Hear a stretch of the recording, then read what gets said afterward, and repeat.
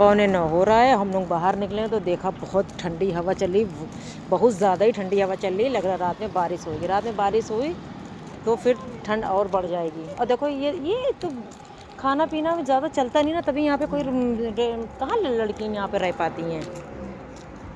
हम देख सकते हैं ऊपर मौसम बहुत ज़्यादा ख़राब है, आप देख सकते हैं बादल।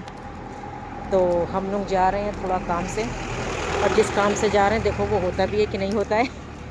तो जब हो जाएगा तो बताएंगे कि किस काम के लिए गए थे।